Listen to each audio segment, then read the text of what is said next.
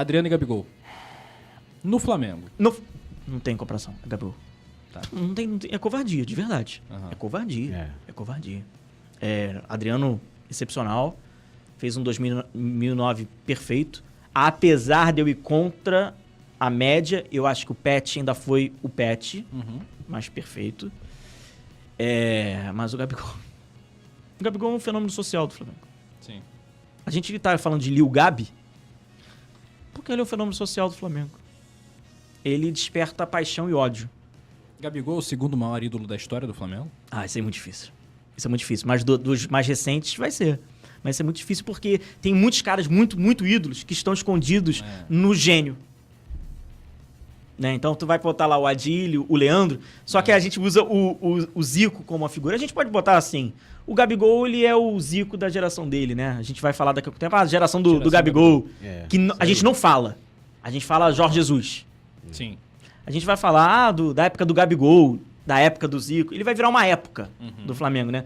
Mas tem... E assim, eu particularmente, eu acho que a gente acaba fomentando um pouco isso. A gente menospreza os que vieram antes de 1978. Opa... Você tá falando de Leônidas? Eu tô falando de Leônidas, tô falando de Dida, tô falando de Zinho. A gente subestima esses caras. Zizinho. Sim. A gente subestima eles. Demais. Esses aí são gênios. Esses são gênios. Evaristo. E assim, a gente sempre trata o Flamengo de 78, né? Que passa o time de 81 Rondinelli, pra cá. Agora, a importância... Cara, o Dida era o ídolo do Zico. Só por aí... Já começa, né? O Zizinho era o ídolo do Pelé. O Zizinho era o do Pelé. Exatamente. Quem viu o Zizinho falou, o Zizinho era melhor que o Pelé. Dizem os historiadores que o Zizinho jogava mais que o Pelé. Que o que prejudicou o Zizinho foi a guerra nos anos 40. Que aí não teve Copa e tal. O Zizinho mostrou pro mundo né? O Leônidas, ele tem o livro negro do futebol brasileiro fala muito isso. Ele tem um caráter sobre essa massa que o Flamengo é hoje. Se a gente está falando de 42, 43, 45, não sei quantos milhões, a gente está falando de Leônidas. O Leônidas ajudou o Flamengo a ser popular. Que é quando começou o processo de popularização do Flamengo. Quando um negro fazia malabares no meio do campo antes do jogo começar, o que foi rejeitado pelo Botafogo. O Botafogo não gostou. Que o Leônidas era um malabarista da bola. Foi um dos primeiros malabaristas da bola. Não à toa que ele inventou, ou não, me desculpe os chilenos, né? Que não gostam. A bicicleta. Bicicleta, né? Então a história que o Leônidas da Silva tem no Flamengo, não dá pra chegar e falar que, pô, cara... Então é muito difícil. Eles são injustiçados, né? A gente não ter vídeos, não ter gols, não ter títulos que hoje são, né? O Flamengo ganhou um octogonal, que foi muito importante, ganhou o Rio São Paulo, mas hoje é tudo, né? Cara, Libertadores. O Flamengo teve tanto gênio. Eu tô falando de gênio, não tô falando de jogador. Não, esses caras são gênios. Gênios, assim, tem um livro, Os 10 Maiores Jogadores da História do Flamengo. Ali tem alguns ficaram de fora, claro, ali, porque ali era impossível aquela seleção ali. Mas, cara, assim, são muitos jogadores muito bons. Muito bons que acabam... Que é o tempo, né? E fora também, cara, assim, figuras importantes que tem uma importância... Por exemplo, cara, pra mim, Mário Filho é o ídolo do Flamengo. Se alguém falar pra mim que não é, vou falar assim, é maluco. A importância que ele tem na construção da identidade do torcedor. Ari Barroso. Irmão, Ari Barroso era músico, radialista e tal, tinha aquele jeito de narrar. O que o Ari Barroso fez pelo Flamengo é brincadeira. Trouxe o Modesto Bria pro Flamengo. Modesto Bria que foi importantíssimo pro Zico, né? O cara ia pro Paraguai trazer jogador pro Flamengo, pô. Tá maluco, entendeu? Tipo, Jaime de Carvalho. Eu falo assim, os caras têm que ter estátua no Flamengo. Carlinhos. Pô, Carlinhos, né? Tipo, muito mais valorizado do que foi. O cara era gênio jogando e como técnico é subvalorizado. O Carlinhos, pra mim, tipo assim, você vai botar aqui, você pode falar aí tua lista, mas a gente tem no Flamengo Flávio Costa, acho que é o que mais tem. O que mais treinou. Que mais treinou o Flamengo. Você tem Freitas Solis, que era conhecido como o Bruxo. O cara era tática, meu irmão. É outra parada. A gente tá falando de um outro patamar. Aí você tem Cláudio Coutinho, você tem o Carlinhos. Tem que botar o violino aí. Carlinhos, né?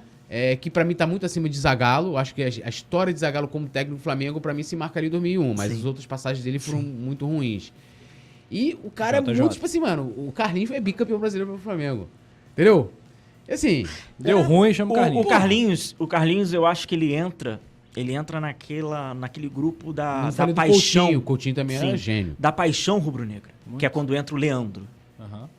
Que ele sobrepõe a questão do trabalho. Eles são a personificação eu acho que é onde entra muito o Adriano. O Adriano.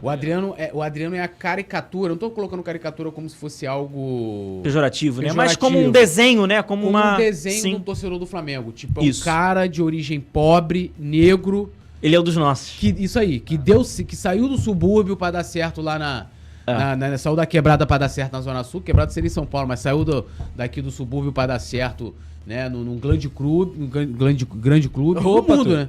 Deu aquela embolada agora. Num grande clube e no mundo, né, cara? Virou imperador. E eu acho que é onde o Gabigol perde.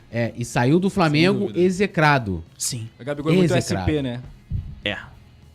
O Gabigol não é revelado pelo Flamengo, a gente sabe como a gente tem essas relações, né, dos jogadores, né, identificados, mas... Questão dos crias, né? Que aliás, não são os crias, são os cria. Os cria.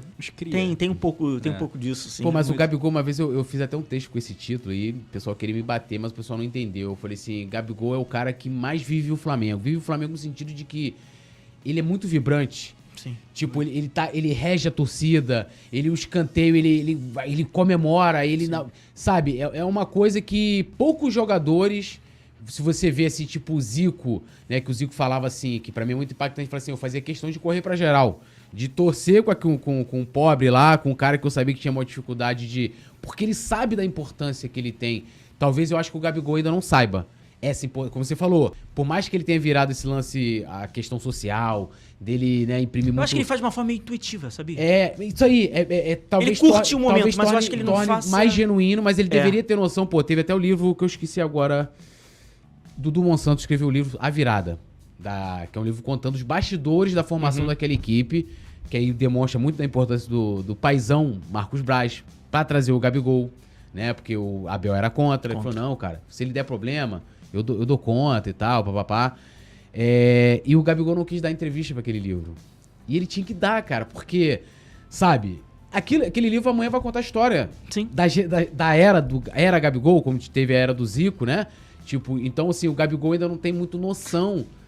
Ele vence a Copa Libertadores. E o que ele faz? Ele entra no vestiário porque ele tava com uma dor não sei o quê. Tudo muito intuitivo dele. Tudo muito intuitivo dele. Mas é tão natural, é tão espontâneo, que eu acho que é por isso que ele é um fenômeno, cara. Quando a criança tá lá fazendo... Cara, lembra aquele jogo, Flamengo e... Foi Júnior Barranquilha? Foi qual? A Libertadores, que a criança... Que a criança foi fora, foi na Colômbia. Eu acho que foi o Barranquilha. Foi Júnior. Cara, aquilo ali não é pra qualquer um. Aquilo ali é tipo assim, eu não tô comparando a qualidade, mas tipo assim, é como se fosse o Pelé que parou uma guerra. Tipo, o cara tá lá em outro país... E você ter torcedores de outros times exaltando. Ser aplaudido pelo Bernabéu, tipo isso, o Ronaldinho, entendeu? Tipo, Neymar, que se for em qualquer lugar vai ser com ele. É um negócio. E aqui na América do Sul. Você não dá pra parar na Europa. Exatamente. É na América do Sul. Exatamente. Assim, é latino, sabe qual é? Tipo, sangue latino. É uma parada muito absurda, né? Tipo, mas há diferenças entre ele e o Adriano, mas eu acho que ele vibra, cara. Ele tem um lance. Ele incorpora o deboche. É porque ele gosta de trap, né? Ele tinha que ser sambista, porra. Tinha que ser funkeiro. Ele tinha que fazer um funk. Funkeiro, porra, entendeu? Tipo assim, aí ia ficar do cacete, mas eu entendo as raízes dele. MC, eu super respeito. MC Gabigol, irmão. Eu super respeito as raízes dele. Mas, porra, se ele... Imagina, Gabigol cantando um funk, um samba. Gabigol fazendo a participação, sei lá, com... Vamos pegar aqui. Bochecha. Pode ser um funk com bochecha, um samba com Arlindinho, com cheio de pilares. Ou então misturar, aí já vou deixar a dica. O Marcelo D2 não fez a mistura do rap com samba? Alguém pegar e misturar o trap com samba, pô. Já tá aí, já pega. O seu Jorge fez isso. Hã? O seu Jorge fez. O seu Jorge nunca fez trap. Fez. Que trap tem a música. É a mistura de trap com samba. Qual a música? Ah, você quer que eu saiba o nome da música do seu Jorge? Não tem. Seu Jorge também, é o samba e tal. É uma mistura de samba com trap. Você vai ver isso. Vou te mandar essa música. Manda pra mim.